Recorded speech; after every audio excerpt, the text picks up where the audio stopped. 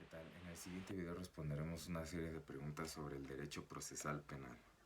La primera pregunta nos indica ¿qué es el amparo? Este es un recurso legal y medio de defensa que puede proteger tus derechos frente a omisiones o actos cometidos por cualquier autoridad mexicana. Siguiente pregunta. ¿Cuáles son los aspectos más importantes de la reforma constitucional del año 2011? Esta sería la incorporación de todos los derechos humanos de los tratados internacionales como derecho constitucional, además que se reconoce el derecho de audiencia para las personas extranjeras en caso de expulsión del territorio nacional por parte del presidente de la República, además que la Comisión Nacional de los Derechos Humanos y la Comisión de Derechos Humanos del Distrito Federal, así como las comisiones respectivas de los estados, están en la posibilidad de proteger los derechos laborales, además de que la obligación de las autoridades es de guiarse por el principio pro persona cuando se apliquen normas de derechos humanos, lo que significa que deberán preferir la norma o la interpretación más favorable a la persona. Además de que la obligación para toda autoridad, sin distinción alguna, de cumplir con 4 obligaciones específicas, que es la de promover, respetar, proteger y garantizar los derechos humanos.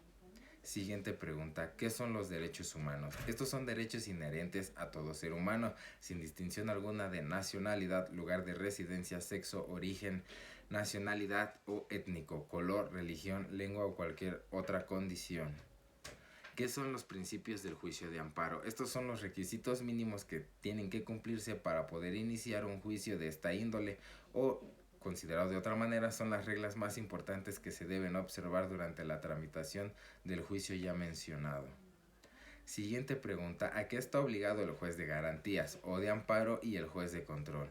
El juez de garantías tiene la función de proteger y hacer efectiva la aplicación de los derechos y garantías previstos en la Constitución Nacional para todas las personas, mientras que el juez de control calificará de legal la detención, presentará la formulación de la imputación, vinculará a proceso al imputado, señalará las medidas cautelares para garantizar que se cumpla la sentencia en el caso de dictarse, además de guiar a la audiencia intermedia y dictará un auto de apertura a juicio oral.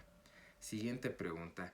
¿Qué es un informe justificado? Este es aquel en el que rinden las autoridades responsables en el juicio de amparo, mediante el cual la autoridad responsable niega la existencia del acto reclamado o bien lo acepta demostrando, fundando y motivando su existencia.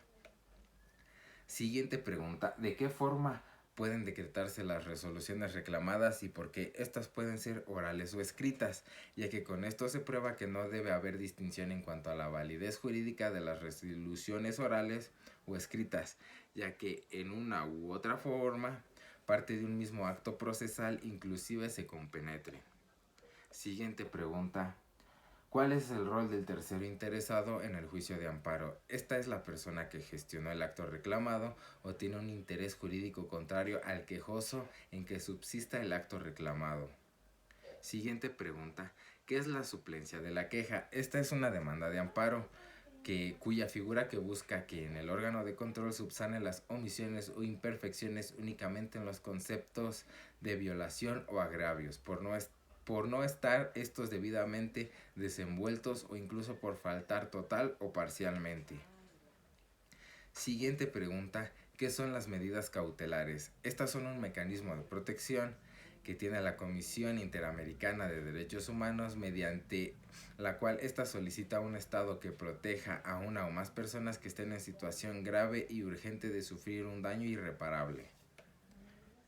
Siguiente pregunta, ¿en qué artículos de la Constitución Política de los Estados Unidos Mexicanos se regula el cambio de situación jurídica? Estos serían el artículo 103 y 107 constitucional. Última pregunta, ¿en qué consiste la suspensión del acto reclamado? La suspensión de los actos reclamados constituye una providencia cautelar en los procedimientos de amparo, cuya finalidad es de preservar la materia del juicio, impidiendo que el acto que lo motiva al consumarse irreparablemente haga nugatoria para que el agraviado la protección de la justicia federal que en su caso se le conceda, evitándole todos los perjuicios que esa ejecución pudiera ocasionarle. Eso sería todo.